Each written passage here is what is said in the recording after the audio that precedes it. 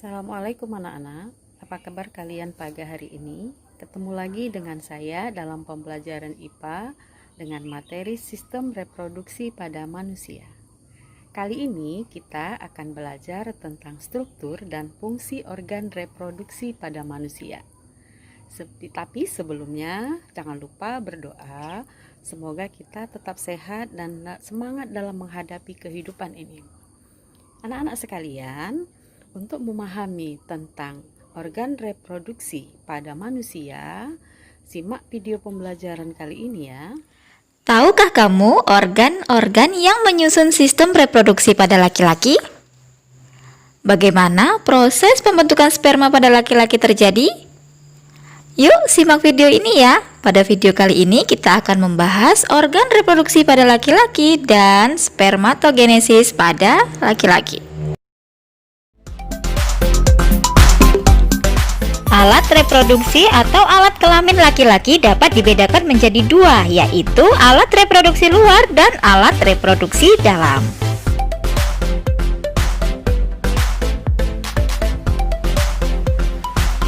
Alat reproduksi luar merupakan alat reproduksi yang terletak pada bagian luar tubuh dan dapat diamati secara langsung. Alat reproduksi luar terdiri dari penis dan skrotum.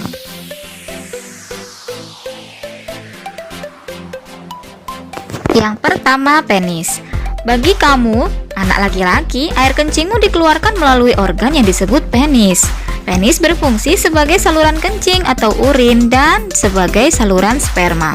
Penis terbentuk dari otot dan tidak memiliki tulang. Pada ujung penis terdapat struktur seperti lipatan kulit yang disebut kulup atau prepuce. Kulup inilah yang dipotong saat seseorang dihitan.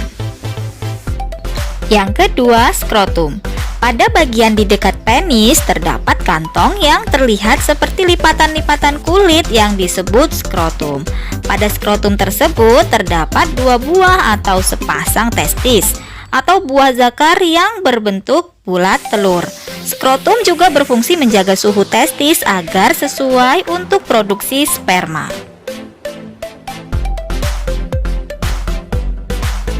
Alat reproduksi dalam. Alat reproduksi dalam merupakan alat reproduksi yang terletak pada bagian dalam tubuh dan tidak dapat diamati secara langsung. Alat reproduksi dalam antara lain terdiri atas testis, saluran sperma, uretra, dan kelenjar reproduksi. Yang pertama, testis. Testis merupakan organ reproduksi yang berbentuk bulat telur, berjumlah dua buah atau satu pasang dan terdapat dalam skrotum. Saat usia antara 13-14 tahun, testis mulai memproduksi sperma atau sel kelamin jantan dan hormon testosteron. Sperma merupakan sel tunggal yang mempunyai ekor dan kepala yang merupakan sel kelamin bagi laki-laki. Sedangkan hormon testosteron adalah senyawa yang dapat merangsang perubahan fisik pada anak laki-laki, seperti membesarnya jakun, tumbuhnya rambut pada tempat-tempat tertentu, meningkatnya aktivitas kelenjar minyak dan kelenjar dalam kulit, suara yang lebih besar, otot yang lebih kuat, serta dada yang lebih bidang. Pada masa inilah kamu berada pada masa pubertas. Artinya, masa ketika seseorang anak mengalami pematangan fungsi seksual yang disertai perubahan fisik dan psikis. Alat reproduksi dalam yang kedua adalah saluran sperma. Saluran sperma tersusun atas epididymis, vas deferens, dan uretra. Sperma yang dihasilkan di dalam testis akan keluar melalui epididymis. Epididymis merupakan saluran yang keluar dari testis. Pada saluran ini, sperma disimpan sementara waktu sampai berkembang sempurna dan dapat bergerak menuju saluran berikutnya, yaitu vas deferens. Vas deferens merupakan saluran yang menghubungkan epididymis dan uretra, serta berfungsi sebagai saluran sperma menuju uretra.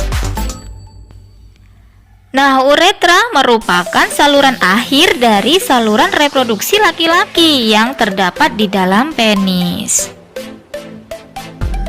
Masih ingat kan bahwa air kencingmu keluar dari penis? Uretra selain berfungsi sebagai saluran keluarnya sperma juga berfungsi sebagai saluran keluarnya urin. Proses keluarnya sperma dikenal dengan istilah ejakulasi. Alat reproduksi dalam yang ketiga adalah kelenjar reproduksi. Kelenjar reproduksi berfungsi untuk memproduksi tah atau cairan yang nantinya bercampur dengan sel sperma menjadi cairan mani atau semen. Kelenjar reproduksi pada laki-laki terdiri atas vasikula seminalis, kelenjar prostat, dan kelenjar Cowper. Vasikula seminalis merupakan struktur yang berbentuk seperti kantong kecil berukuran sekitar 5 cm yang terletak di belakang kantong kemih. Kelenjar ini menghasilkan cairan yang bersifat basa atau alkali yang fruktosa atau gula monosakarida, hormon prostaglandin, dan protein pembekuan. Kelenjar prostat berfungsi menghasilkan cairan keputih-putihan, sedikit asam dengan pH 6,5 dan mengandung beberapa zat, yaitu yang pertama asam sitrat yang digunakan untuk menghasilkan energi atau ATP, yang kedua enzim yaitu pepsinogen, lisozim, dan amilase, dan yang ketiga seminal plasmin yang berfungsi sebagai antibiotik membunuh bakteri dalam saluran reproduksi. Tahukah kamu, pada laki-laki tertentu yang berumur sekitar 50 tahun, kelenjar prostat dapat mengalami pembesaran dari ukuran sebesar buah kemiri menjadi seukuran buah jeruk lemon atau yang dikenal dengan benign prostatic hyperplasia atau disingkat dengan PBH. PBH merupakan kelainan yang menyebabkan saluran uretra menjadi kecil dan sulit untuk mengeluarkan urin. PBH berbeda dengan kanker prostat.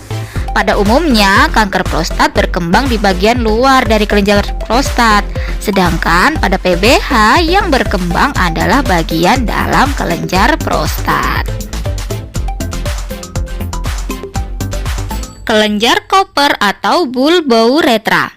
Kelenjar ini menghasilkan lendiran yang bersifat basa. Cairan ini berfungsi melindungi sperma dengan cara menetralkan urin yang memiliki pH asam yang tersisa serta melapisi uretra, sehingga mengurangi sperma yang rusak selama ejakulasi.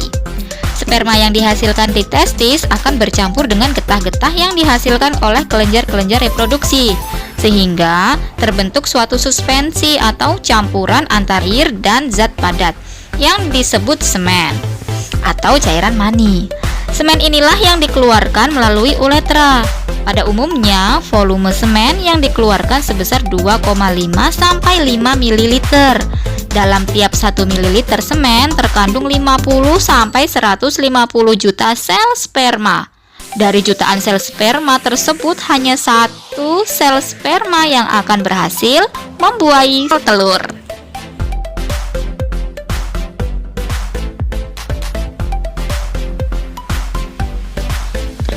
Tanda bahwa sistem reproduksi pada laki-laki telah matang adalah keluarnya cairan mani dari penis. Biasanya cairan mani tersebut keluar pada saat anak laki-laki mengalami mimpi basah. Mimpi basah pada umumnya terjadi saat berumur antara 10 sampai 14 tahun. Cairan mani merupakan campuran sel-sel sperma dengan getah-getah yang dikeluarkan oleh kelenjar reproduksi. Proses pembentukan sperma disebut dengan spermatogenesis. Proses pembentukan sperma terjadi di dalam testis, tepatnya terjadi di dalam tubuliferus. Kata tubulus berarti saluran-saluran, sedangkan kata seminiferus berasal dari kata semen yang artinya sperma. Jadi, tubulus seminiferus adalah saluran panjang yang berkelok-kelok tempat pembentukan sperma. Kumpulan tubulus inilah sebenarnya struktur yang membentuk testis. Proses pembentukan sperma pada tubulus seminiferus terjadi secara bertahap. Sel induk sperma atau spermatogonium yang bersifat diploid mengalami pembelahan secara mitosis membentuk spermatosit primer. Selanjutnya, spermatosit primer mengalami pembelahan meiosis tahap 1 membentuk dua spermatosit sekunder yang bersifat haploid. Spermatosit sekunder kemudian mengalami pembelahan meiosis tahap 2, membentuk spermatid yang bersifat haploid. Akhirnya, spermatid mengalami diferensiasi atau perkembangan, sehingga terbentuk 4 sel sperma atau spermatozoa yang matang. Materi organ reproduksi laki-laki dan spermatogenesis selesai.